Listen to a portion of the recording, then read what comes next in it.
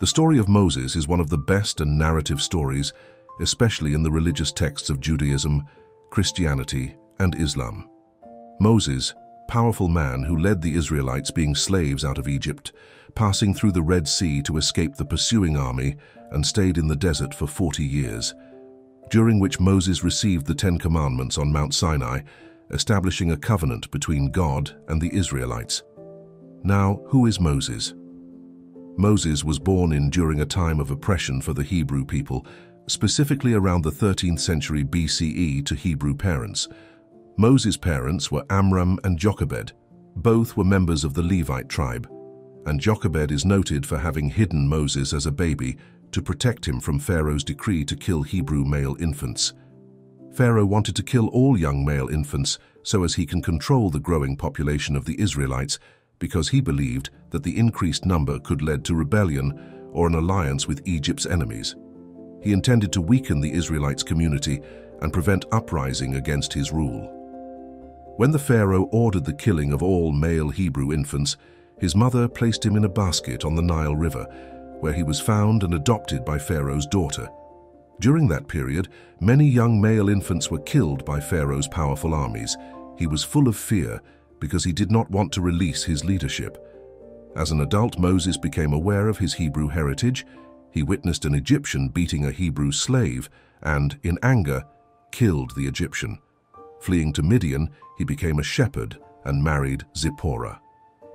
Moses is celebrated for his faithfulness, leadership, and the pivotal role he played in shaping the identity and religious laws of the Israelite people.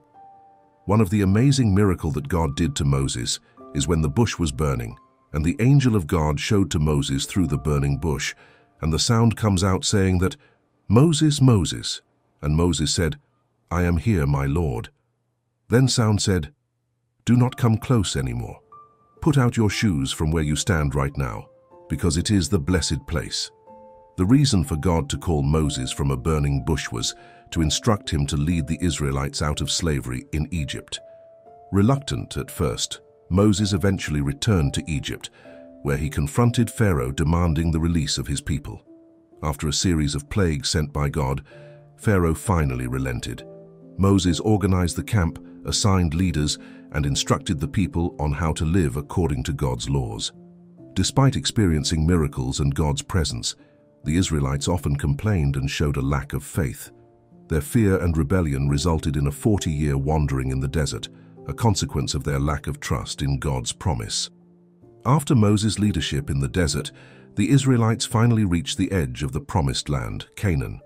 Moses appointed Joshua as his successor, providing final instructions and blessings to the people. He urged them to remain faithful to God and obey his laws. The journey to cross the desert was not easy. As we now in the desert, there is no anything that can make human being to survive. But Moses, through the power of God, accomplished the mission and finally crossed the desert. Moses' journey in the desert was marked by trials that tested his faith, leadership, and dedication to his mission. Each challenge shaped not only his character, but also the identity of the Israelite nation. In the desert, God provided food for Moses and the Israelites through two primary means, manna and quail. These provisions were significant not only for sustenance, but also for teaching the people about reliance on God. Provision of food in the desert was a multifaceted experience that shaped the faith and identity of the Israelites, teaching them reliance on Him and reinforcing their covenant relationship. Manna is described in the Bible as a fine, flaky substance that appeared on the ground each morning after the dew evaporated. It is often likened to coriander seed, white and sweet in taste, resembling honey. God instructed the Israelites to gather only what they needed for each day. Each person was to collect a specific measure per day. This system taught them about dependence on God and the importance of daily provision. On the sixth day, the Israelites were to gather twice as much manna because no manna would fall on the Sabbath. This provision emphasized the importance of observing the Sabbath and trusting God to provide for their needs. When the Israelites complained about the monotony of manna and craved meat, God responded by sending quail. This event is described in Numbers 11:31-32, where a wind blew in quail from the sea, covering the camp. Apart from giving them quail, he also warned the people about the consequences of their complaints.